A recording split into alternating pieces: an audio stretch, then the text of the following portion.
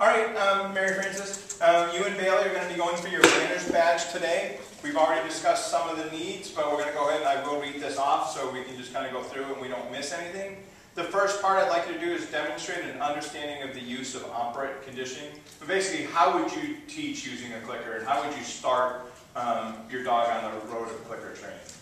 Well, the first thing you have to do is you have to have the dog understand that a click means a treat or something, a positive behavior, okay, for a positive behavior.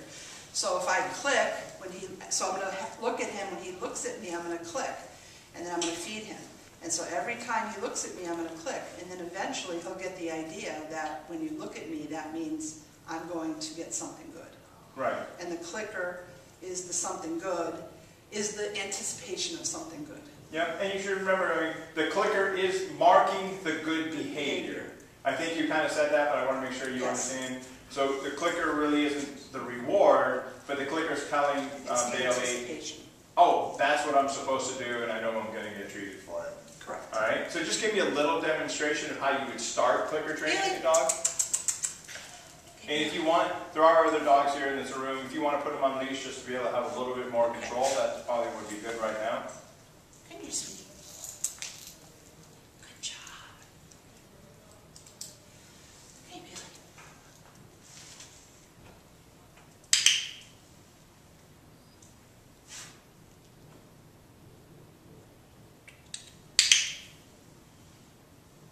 So can you tell me why you're clicking? What is your goal here?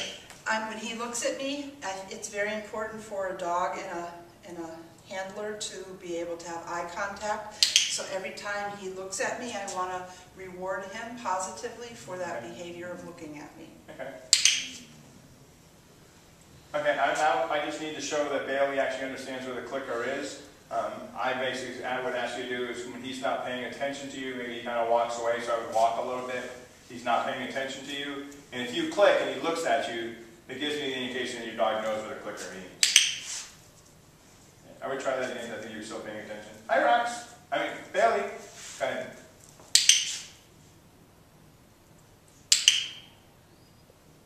Now, I think he is showing, and I don't know, hopefully you guys can see this on film. Go ahead and stop clicking. You should only click once, treat once, okay? The reason I'm saying he is showing it is I think he thinks I have the treats and I have treated your dog many times, but his ear is actually looking at you when he's doing this. So I would definitely say he's understanding that clicker, but he's looking to me for the treat. Okay, that's something where you'd want to work on a little bit, because it should always come from that person with the clicker. But he was showing it through an ear flex that, yes, okay, I get that, I hear the noise. So I'm going to walk away. I want to try that one more time, just to see if he gets a good look at you, but without me. So you just want me to click and see if he looks Yep, at me? get him a little bit closer to you. Really?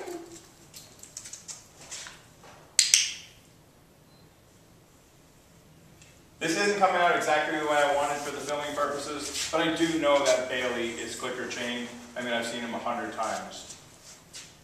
And he's getting too many clicks and treats. He's just going to pay attention to you. So I don't want to overdo this and kind of backtrack from some of the stuff we don't want him to do.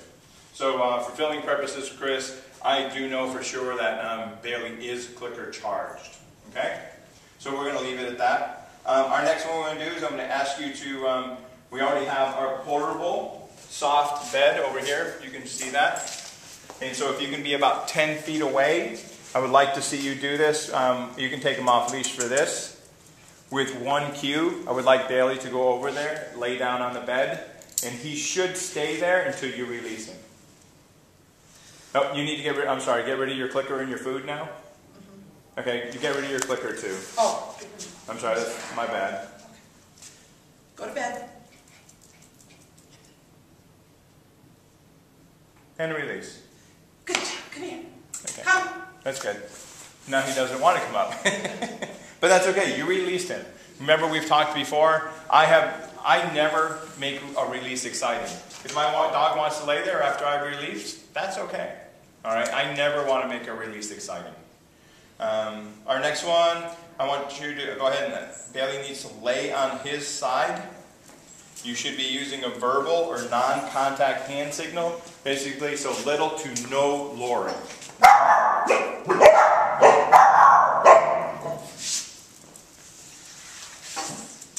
It's okay, baby. Come here. Come here. Good job. Good boy.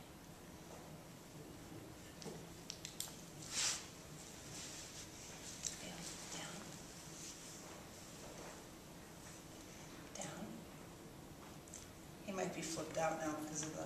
Yeah. Then just get up, walk him, and come right back to it. That's okay. We are working in a local humane society, and so there are a bunch of dogs that just walk by. Come on. Okay, get us refocused and go ahead and try again. Come on, sweetie. Good boy.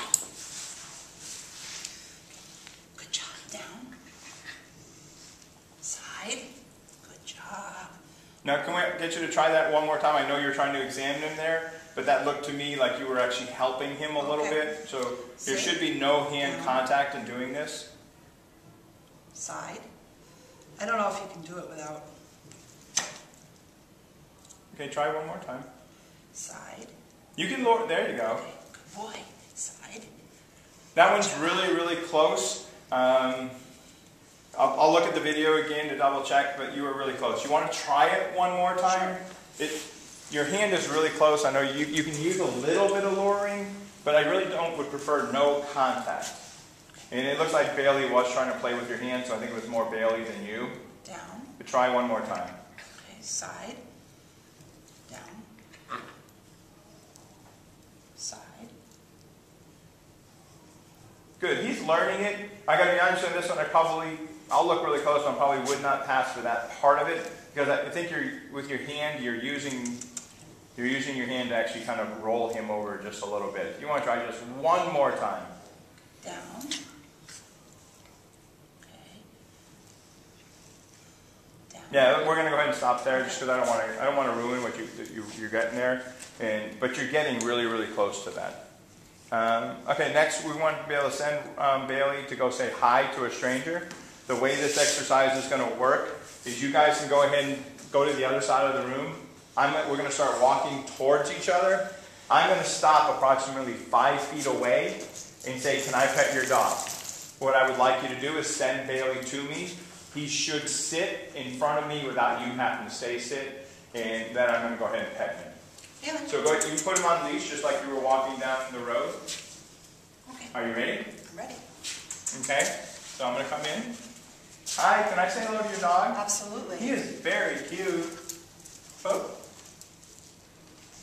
Nice job. Very good. We're going to do that one more time, Mary Frances, because I would like you to have to give him the command versus him coming directly to me on his own. Come here, sweetie. Jim, Yes. back. Oops. One second. I actually have my treat bag on, and I didn't realize it. So that's probably not good for Bailey either. Ready? Hey, Bailey. Go see Jim. Whoa, what a good puppy. That was very nice. Thank you for coming to say hello. Good job. That was really good. Want to try it again, or is it okay? Nope, that one was good.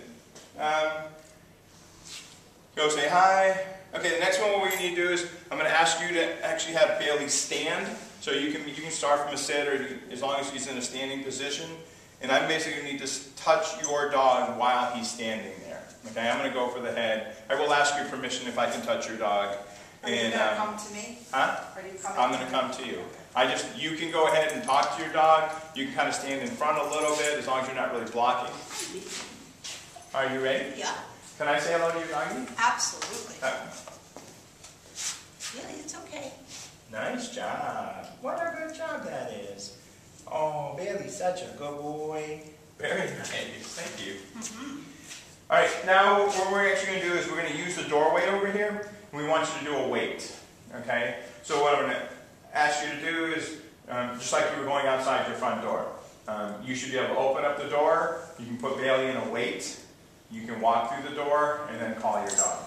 Can the wait be a stay? It really should. There technically is a difference. Okay. If you haven't trained the difference. I don't think so. Okay. The Because reason I always say stay. right. The reason I say that a stay is a command where you put your dog either in a sit or a down, and and then they stay there. They can't walk around, they can't move from that position. A wait is more of a temporary. They can't go forward, but they could still be walking. So there is a